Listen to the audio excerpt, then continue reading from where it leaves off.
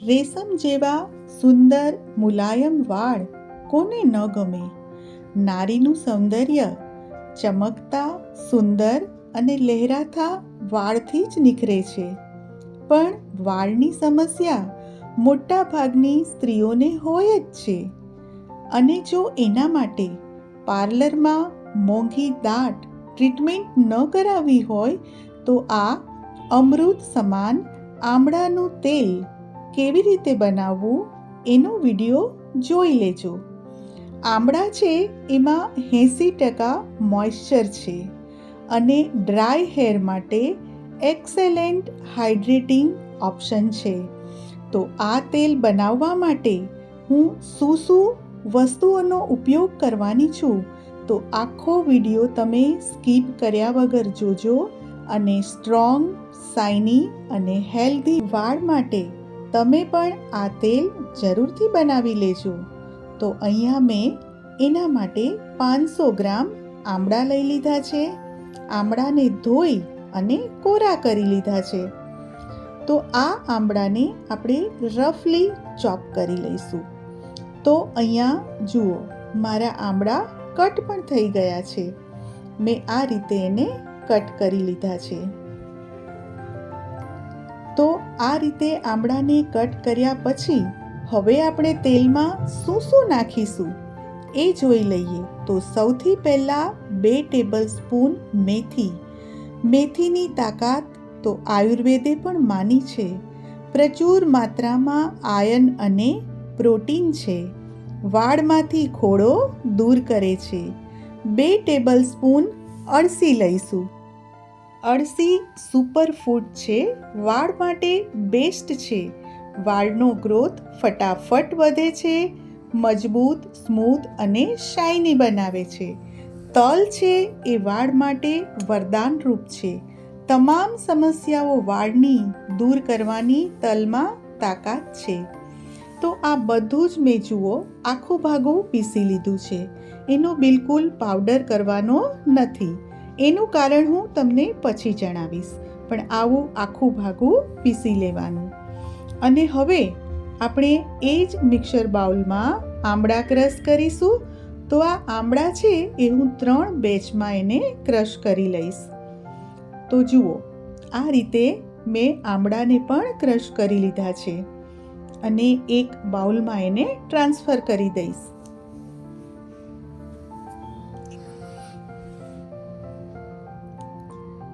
બસ આ રીતે બધા જ આમળા આપણે ક્રશ કરી લેવાના છે. હવે આપણે આ હેર ઓઇલ બનાવવા માટે લોખંડની કડાઈ જ લેવી. લોખંડના વાસણમાં બનાવવાથી વધુ આયર્ન અને મેગ્નેશિયમ થાય છે. આયર્ન શોષી લે છે. લોખંડના વાસણ કેમિકલ મુક્ત હોય છે, તેથી તેમાં બનાવવું સલામત છે અને લાંબા સમય સુધી તેમાં પોષક તત્વો રહે છે.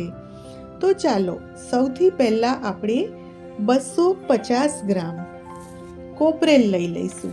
કોપરેલ છે એ નેચરલ મોઇશ્ચરાઇઝરનું કામ કરે છે અને વાળ પર જાદુઈ અસર કરે છે. આપણે જે પીસીને રાખ્યા હતા ને તલ, મેથી ને અળસી, તો એ મેં ગરમ તેલમાં એડ કરી દીધા છે અને હવે હું એને બરાબર સોતે કરીશ. અત્યારે મેં ગેસની ફ્લેમ મીડિયમ રાખી છે. હવે જે આપણે આમળા ક્રશ કરીને રાખ્યા એ બધા જ આમળા આપણે આ તેલમાં એડ કરી દઈશું અને એને આપણે સ્ટર કરીશું. આમાં તમારે સતત હલાવતા તો રહેવું જ પડશે, નહીં તો તળે બળી જશે અને બળેલું તેલ છે એની સ્મેલ સારી નથી આવતી. તો આ રીતે એને કોન્સ્ટન્ટલી સ્ટર કરવાનું અને ક્યારે હલાવવાનું પણ બંધ કરવાનું છે એ પણ હું તમને જણાવીશ.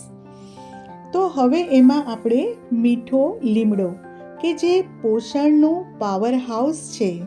વાળનો ગ્રોથ વધારવા માટે લીમડીમાં બીટા કેરાટીન અને એન્ટીઓક્સિડન્ટ વધુ હોય છે, જે વાળને વધારે મજબૂત કરે છે.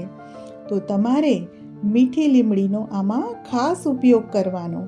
અહીંયા મેં 5 કપ જેટલી મીઠી લીમડીના પાન એડ કર્યા છે અને હવે ફરીથી હું બધું મિક્સ કરું છું. અને હવે મેં ગેસની ફ્લેમ સ્લો કરી દીધી છે.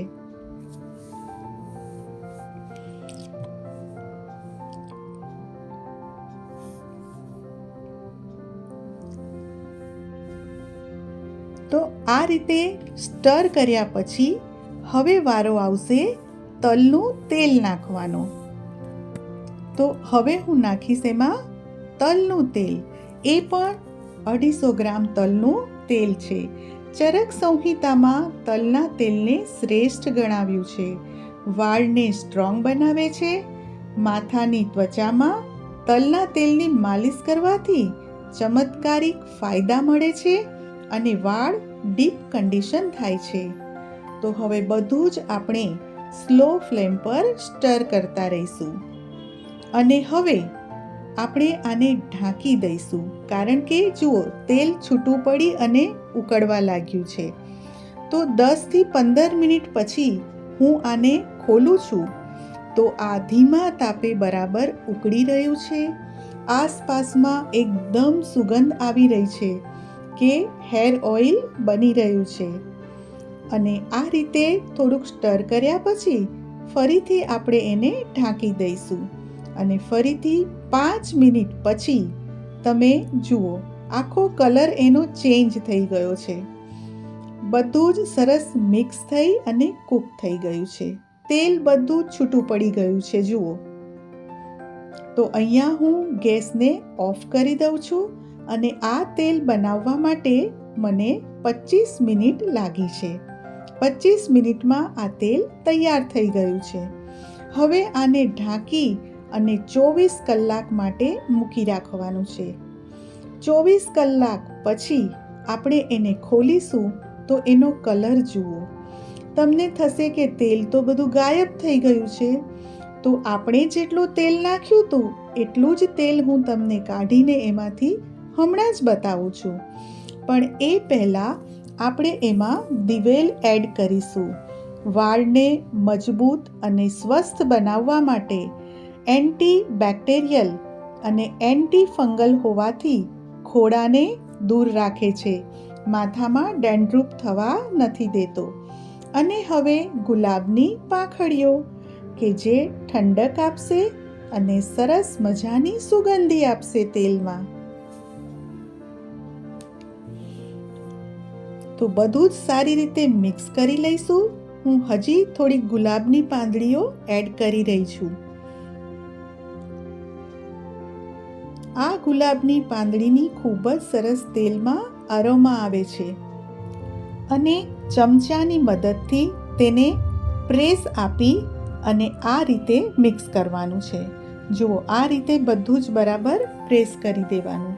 અને હવે ફરીથી આપણે એને 1 કલાક માટે ઢાંકીને મૂકી રાખીશું. અને 1 કલાક પછી આપણે ખોલીશું તો તમને લાગશે કે તેલ બધું ગાયબ થઈ ગયું છે. પણ મેં તમને પહેલાં જ કીધું એમ આપણે જેટલું તેલ નાખ્યું હતું એટલું જ આમાંથી હું તમને પાછું કાઢીને બતાવીશ. પણ હવે આ તેલ છે એ જડીબુટ્ટી યુક્ત તમારા વાળને પોષણ આપનાર બની ગયું છે. તો અહીંયા મેં કોટનનું એક કાપડ લઈ લીધું છે અને એક વાસણમાં એને ઉપર બાંધી દીધું છે. અને હવે આપણું જે આ મિશ્રણ છે એ એમાં સમાય એટલું નાખીશું. જુઓ આ રીતે આપણે એ કોટનના કાપડ ઉપર આ મિશ્રણ છે એ એમાં સમાય એટલું નાખવાનું.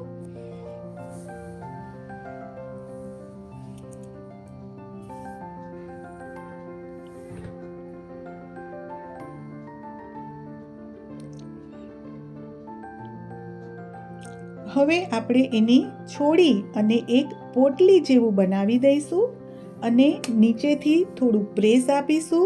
જુઓ તેલ નીકળવાનું ચાલુ થઈ ગયું છે. તમે આ પોટલીને પ્રેસ કરવા માટે ક્યારેય ચીપિયાનો કે સાણસીનો ઉપયોગ ન કરતા, કારણ કે એમાં તેલ રહી જાય છે. હાથથી તમે પ્રેસ આપશો તો બધું જ તેલ નીકળી જશે. અને છતાંય આ જે મિશ્રણનો મસાલો છે એમાં થોડું ઘણું તો તેલ રહે જ છે, પણ એનો ઉપયોગ કેવી રીતે કરવો એ પણ હું તમને જણાવીશ. તો જુઓ, આપણું તેલ નીકળી રહ્યું છે અને વારાફરતી આ બધા જ મિશ્રણને હું પોટલીમાં બાંધી અને એનું તેલ કાઢી લઈશ. હવે જુઓ, આપણે જે મેથી, તલ, અળસીનો ઝીણો ભૂકો એટલે નથી કર્યો કે આ બારીક કપડામાંથી એ બારીક પાવડર છે એ નીકળી જાય, એટલા માટે આપણે એનો ફાઇન પાવડર નથી કરેલ. જુઓ, કલર પણ આમળાના તેલ જેવો જ આવી ગયો છે ને. તો આ રીતે હું બધું જ પોટલીમાં બાંધીને તેલ ગાળી લઈશ. હવે આ જે વધેલું મિશ્રણ છે એને હું એક બાઉલમાં કાઢી લઉં છું અને આ રીતે ગાળતી વખતે જે પણ વધશે એ બધું હું બાઉલમાં કાઢી લઈશ.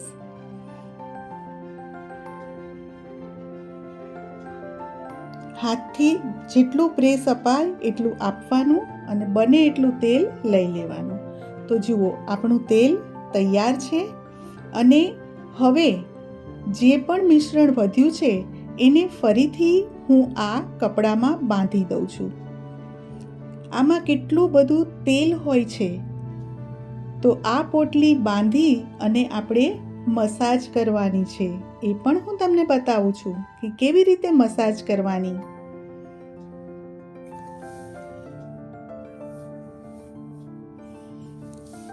જુઓ, કેટલું તેલ છે એમાં, છે ને. તો આ પોટલીને આપણે વાળમાં મસાજ કરવાની છે. તો હું તમને એની વાળમાં પણ મસાજ કરીને બતાવું છું. જુઓ, આ રીતે વાળમાં આ જે પોટલી છે એને એકદમ ધીમે ધીમે ઘસવાની, એનાથી પ્રેસ આપવાનું. તો આટલા લાંબા વાળમાં તેલ નખાઈ જશે, એટલું બધું આ પોટલીમાં તેલ છે. તો ચાલો હવે આપણે તેલને એક બોટલમાં કાઢી લઈએ. તો અહીંયા મેં ગાળવા માટે ગળણી ફરીથી લીધી છે, કારણ કે જે થોડો ઘણો કચરો હોય એ પણ નીકળી જાય. તો આપને મારી આ તેલની રીત કેવી લાગી મને કોમેન્ટ કરીને જરૂર જણાવશો અને તમે પણ આ તેલ જરૂરથી બનાવશો. હવે હું 4-5 ગુલાબની પત્તી પણ આ તેલમાં તોડીને નાખી રહી છું. એની સુગંધ ખૂબ જ સરસ આવે છે. તો રેડી છે આપણું આમળાનું તેલ. અને તમે નોંધી લેજો, મેં ઘણી બધી વસ્તુઓ કે જે વાળને સ્ટ્રોંગ બનાવે એ બધી જ આમાં એડ કરી છે. તો ફ્રેન્ડ્સ, જો તમારે પણ વાળને સ્ટ્રોંગ, શાઇની, મજબૂત અને મુલાયમ બનાવવા હોય તો આ તેલને જરૂરથી બનાવજો અને પાછા મને કોમેન્ટ કરીને જણાવજો કે આપને આ તેલ કેવું લાગ્યું. 500 ગ્રામ તેલની બોટલ ભરી લેતા પછી જુઓ, આટલું તેલ વધ્યું છે. Thanks for watching and don't forget to subscribe, share and like. Thank you.